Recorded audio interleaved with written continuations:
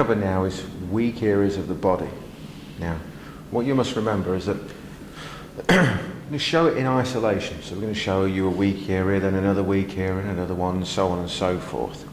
Now these can all be used one after another, bang, bang, bang, in rapid fire. You can also use them alongside everything else that you've seen as well, and everything else that you will see. Everything can be used together. It's a bit like a Woolies pick and mix, as we like to call it. You take something from everywhere, put it all together in whatever it is that you're doing. Now, we're going to show you the safe way to find these weak areas and to practice them. And then we're going to show them a little bit more combative, if you like, so you can see how they react with each other and how they can be used on their own in a self-defense type situation. But obviously remember, you can use previous information and information to come and add it all together. Remember that. It's like a Woolies pick and mix. Put everything together as much as you can possibly remember into each and every single thing that you do for the very best effect. Okay, we'll come on to the areas of the body, the weakest and the best ones to attack in a moment. Okay, weak areas. We're going to start head and neck. Okay. Now, I'm going to show you the safest possible way to practice these. Right? The safest possible way. Now, when you train with them, obviously, you can't go whacking each other full power in the head and in the throat because it's just too much to do. So you're going to have to train with them a little bit lighter and maybe put head guards on and stuff like that. So you won't get the full effect.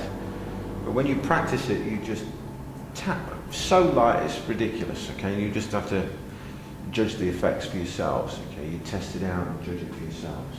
Now, the head. Obviously, it goes without saying that the eyes. If you punch somebody in the eye, poke them in the eye, of course that's going to have a lot of damage. Everybody knows to punch somebody in the nose, all this sort of stuff. I'm going to show you areas of the head and neck that you probably aren't aware of or may not be aware of, and how they react and what sort of effect they give to the body. Okay, so the first thing we're going to do you mind facing that way, please? Is explain to you how to find these weak areas. From the bottom of the ear to the centre of the spine, halfway on everybody. It's both sides of the head. Everything. I might show you on one side. Everything's bilateral, which means it's on both sides. Yeah. So just here. Now, remember, we spoke about opposites. We spoke about quadrants.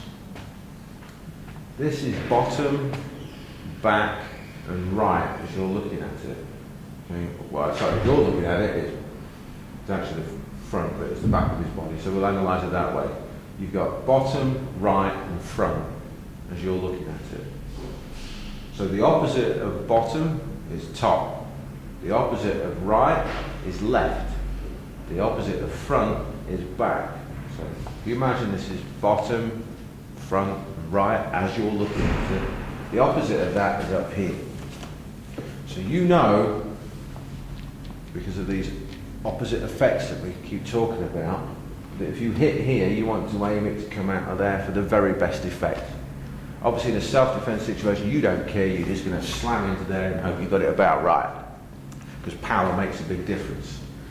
But we want to train it so that we can get it with minimum power for maximum effect. That way, we know that when we add the power back in, we know it's going to work for us. Right?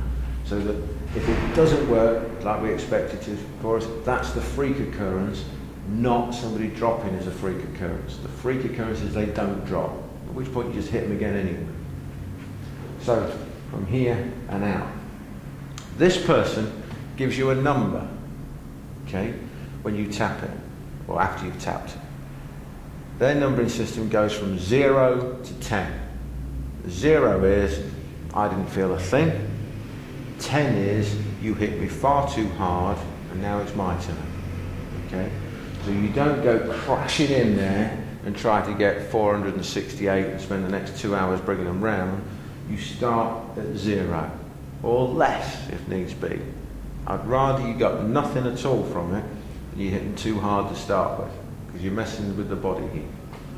So, bottom of the ear to the spine, halfway on everybody, underneath the occipital bone, on the round of the occipital here. And you're going to hit that up and out to the other side. So if you're hitting here, it comes out here. Okay, comes out here. So are you ready? I'm just going to tap it, okay? So from here, it's just there. You give a number. 3. 3, okay? You don't need to go above that. Around the 3, 4, 5 area is fine. But you look at the effect on the body. I'll just do it very lightly again. See how the body starts to go, okay? So, if you face me now. Quite often with these, this particular point is a very good example of it. A firm strike there, firmish strike there, when people pass out, quite often they have memory loss. So we've had quite a few occasions in training and also in actual situations whereby the person who's been rendered unconscious didn't even realise that they were out. Okay, they're complete memory loss. One particular guy, we had him on video, and it was the only way to prove to him that he was unconscious was when we showed him the video back. So your training partner sometimes will go like this, stand back up and go 0, because that little split second in time is lost to them forever. Okay? So you, as the one hitting, have also got to have the safety of your training partner in mind and know that when he starts to flop about a little bit, he may not remember that he's flopped about. So if he flops about, falls over, gets back up and says 0, don't bother hitting him any harder, you know it was working for you. Okay, so the next bit on this, you've tapped here and you've made it come out of here. Now, that's not sticking to our opposites thing, is it? That's not sticking to our opposites. If we've hit it here and we're allowing it to come out of here, we're not doing the opposite.